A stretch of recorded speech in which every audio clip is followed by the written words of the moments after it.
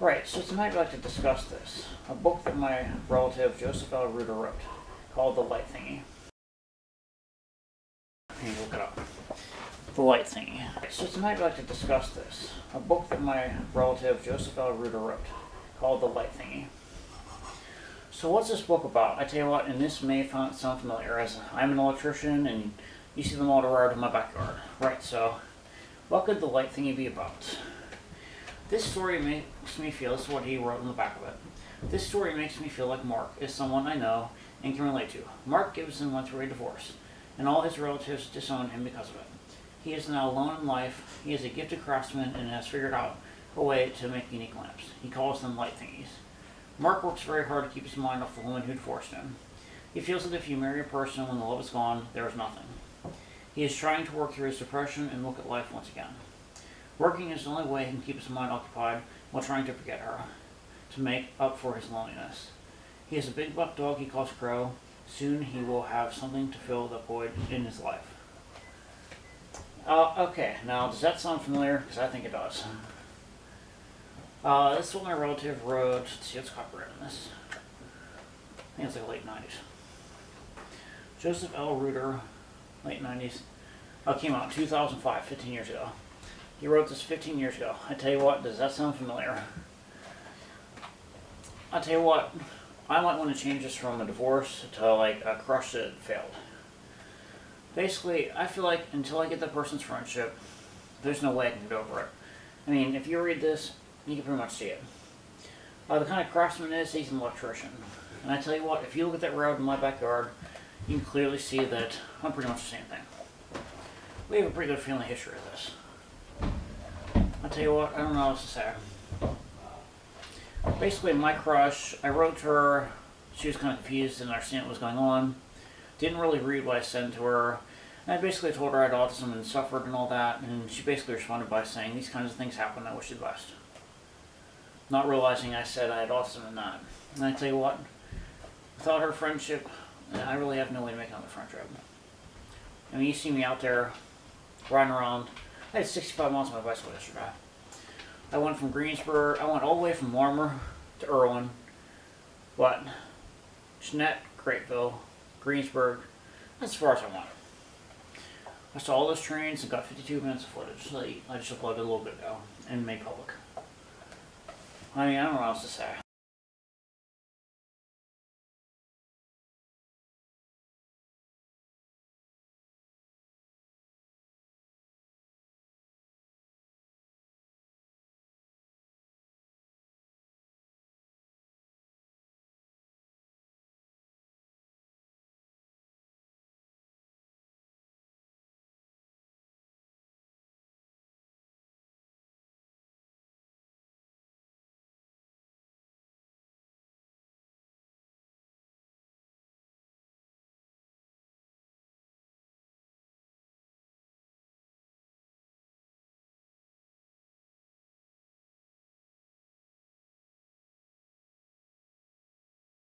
Parents noticing a significant rise in depression and anxiety, and some heartbroken families losing children to suicide. He was their light. He was goofy. He was funny. He had a warrior spirit, too. He had good doctors. He had really good treatment. Right, so let me tell you this.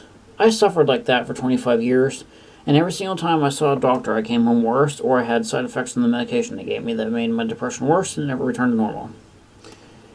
Alright, what else can I say? So, look at my videos. I've been out in the community, watching trains and doing things. While everyone else had the worst year of their life, I'm having the best year of my life. My depression is essentially cured. I mean, I don't really have any problems at all whatsoever. Once I stopped listening to the doctors and didn't do what they said would help me. I tell you what, I don't understand what is going on here. I mean, it is not a chemical imbalance in the brain. It's by people like those parents judging people, assuming things, and thinking the doctors are actually helping. I don't know how this stuff is right in front of everybody, but they can't see it. And you see those parents on there saying exactly the things that caused the problem in the first place. I mean, I don't know what else to say about this. I mean, this is ridiculous. I will tell you for a fact, depression is cured when you learn to hide it from the doctors and everybody else. Because they just make it worse. I mean, I don't think you people know what you're doing. I mean, I tell you what. How can you not see it? I mean, it's right in front of you. I tell you what. I also want to bring up this. Stop trying to think that you can't be single the rest of your life, that you're supposed to live with somebody and have a girlfriend or a boyfriend or whatever. I tell you what, most of you people do not have the state of mind to live with people like that. You just don't. Not in this day and age. I mean, you might as well stop worrying about being single. I mean,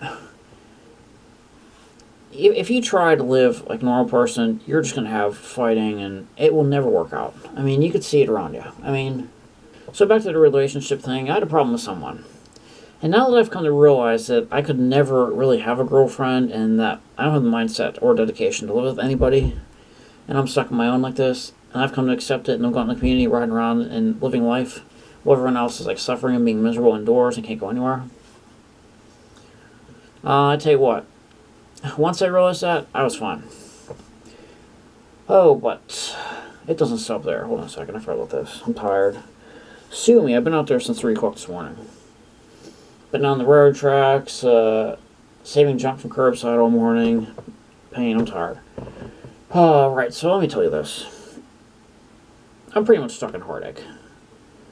I don't know how else to say this, but I tell you what, there's good people, there's bad people. Bad people go around bugging people, and they pretty much bug everyone. But then you got the good people. The good people do hardly anything. They don't make friends. While the bad people are like, they got every friend in town. I tell them, I'm tired. I'm getting frustrated. I'm losing my train of thought. I tell you what, just stay single and don't worry about it. Because no matter how hard you try, you're just going to be stuck that way. And if you do try to live a normal life, you're going to be fighting the person endlessly. And it'll be a disaster. I mean, you just don't have the mindset in 2020 to live with people like that. Right, so I had a problem with a girl a couple years ago. Kind of like a crush. And then I ended up getting blocked and there's confusion. And I will tell you this. There's good people and there are bad people. There are bad people that go around bugging every girl in town and it never quits and they never stop. And they're the ones that the doctors talk to, and the doctors can't see anything the bad people are doing. No matter how hard or how much they display in front of the doctor. I mean, people are stubborn, and you see how that would happen. Then you got the good people that try hard, and they have very few friends, and they have this problem with 1 or 2 people in their life. I mean, and I tell you what, before you block somebody and go no contact, make sure they're not a good person that's like struggling to make friends and beating themselves up and blaming themselves because you won't be their friend. Because you assume they're bad. I mean, you can see where I'm getting this from. I mean, not everybody's a bad person. Some people, I mean, like me, that are good, we don't have many friends. To us, you're an escape from bullies, and when you block us, it's a disaster for us. And I don't know how else I could put it any better. I mean, I'm stressed. You can see it. I don't know what else to say. Being blocked is what caused the entire issue. And then you watch those parents on that show there, and they're doing the exact things that you should never do to people that are depressed. Assuming things, guessing, and just labeling, and you get it there. I'll tell you what, for some people it's not a chemical imbalance. It's the way you're treated. I mean, the way you're treated by others influences it all. I'll tell you what, I've been out in the community all along. I'm having the time of my life while you people are stuck at home, pretty much going stir crazy. I tell you what, I am glad I'm raised a utility worker. I tell you what, other utility workers are out there day in and day out, no mask. Nobody's been sick. Nobody has anything. They never did. I tell you what, I'm out there through trash every damn day, and I haven't been sick once. Not a cough, not a cold, nothing from anything. I mean, I don't know what else to tell you. Once I stopped listening to what other people are saying and looked for things for myself, everything's good. I tell you, I've come to realize that I'm meant to be single, and that I don't have the mindset to, like, live normal. I just don't. I mean, I'm centered in my projects, and that's about it. I mean, I really don't know what else to say here. Let's look at this big pile of junk laying here that we're sorting out. I'm still organizing this room a little bit better and better. I haven't quite figured out where I'm going to put everything in here yet. I mean, I don't know what else to tell you.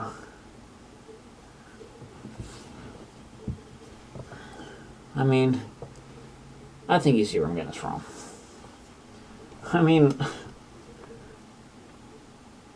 I tell you what, there's some people that are mentally tough and they understand this stuff. But then there's ones that aren't as mentally tough, and those are the ones that lose their lives.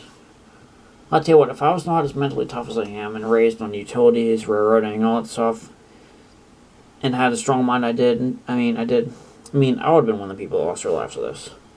I mean, I don't know if I could say this any more clear or better. I mean, you people have got to wake up, pay attention, and look around you. I mean, I'll tell you what, I like to try new things, and you see where it's getting me. I mean, look at all the stuff I got in here. Electricity, trains, plastic chairs, I mean, you name it, it's in here. I mean, we got everything in here. NASCAR stuff, electricity, gas, electric. I mean, you name it. I got everything. So let's take a quick track walk around Bryan Rupert Railroad. This is where the bridge is going to start. It's going to go on the bridge here, 100 foot long. Come around the house in front. Hug up against the house. Hug up against this railing here. It's going to come over here. On this nice banked turn. It's going to come onto here. It's going to come back here through this gate. It's going to go through the tunnel back here. Yeah, just pretend like none of this stuff's sitting here, yeah. Yeah, we just got some stuff sitting there. Comes through the tunnel back here. And switch track. And it comes over to here. Where we have this odd vehicle. Yeah, I tell you what. Yeah, as if you can't see what's going to happen there, yeah. And we throw the switch here and we go up top through this tunnel. We're going to have this tunnel here.